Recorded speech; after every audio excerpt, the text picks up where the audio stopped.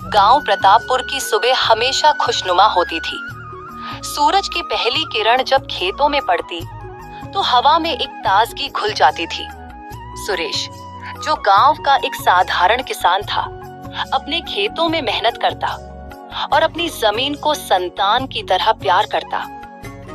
ये मिट्टी हमारी माँ है लक्ष्मी, सुरेश मुस्कुराते हुए बोला। लक्ष्मी ने गहरी सांस ली और कहा, पर रवि तो इसे नहीं समझता। वह कहता है कि इस मिट्टी में उसका भविष्य नहीं है। रवि, जो इस बातचीत को सुन रहा था, झुंझलाते हुए बोला, हाँ, क्योंकि शहर में असली पैसा और इज्जत है। मैं इस छोटे से गांव में अपनी जिंदगी बर्बाद नहीं कर सकता। सुरेश की आंखों में दर्द झलक आया। रवि शहर चला गया। शुरू में सब कुछ नया और चमकदार लगा, लेकिन हकीकत अलग थी। उसका दोस्त अजय, जो पहले से शहर में रहता था, उसे बड़ी बड़ी बातें करता और कहता, बस कुछ महीनों की मेहनत और फिर तेरा सपना पूरा। लेकिन कुछ ही महीनों में रवि को महसूस होने लगा कि शहर की दौड़ में जीतना इतना आसान नहीं। उसे छोटी मोटी नौकरियां मिलती, लेकिन कहीं स्थायित्व नहीं था। इधर गांव में रतनलाल की गंदी नजर सुरेश की जमीन पर थी। उसने कुछ जाली कागजात तैयार करवाए और एक दिन अचानक पंचायत बुलाई। सुरेश, ये जमीन अब मेरी है, उसने जोर से कहा और दस्तावेज दिखाए। सुरेश के पैरों तले जमीन खिसक गई।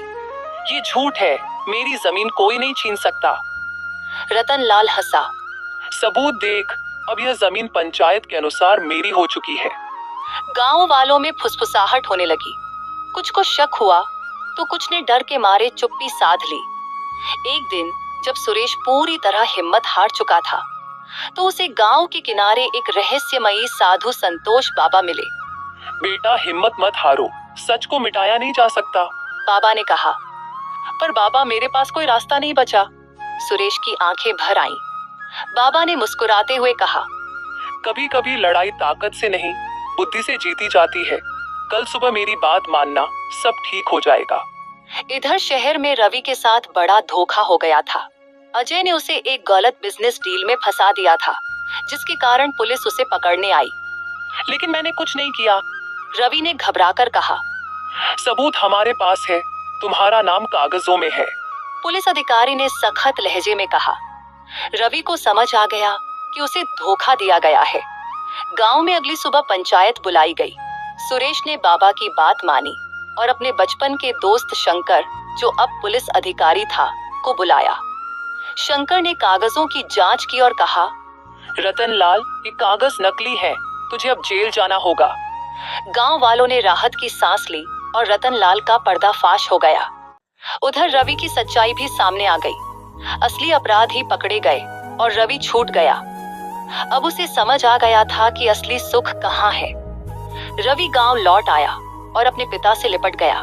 पिताजी, मुझे माफ कर दीजिए, अब मैं आपके साथ ही रहूंगा। सुरेश की आंखों में आंसू आ गए। लक्ष्मी ने अपने बेटे को गले लगाया और कहा, बेटा, अनुभव ही सबसे बड़ा शिक्षक होता है। रवि ने अब पूरी तरह से अपने खेत संभाल लिए और गांव में नए तरीकों से खेती शुरू की।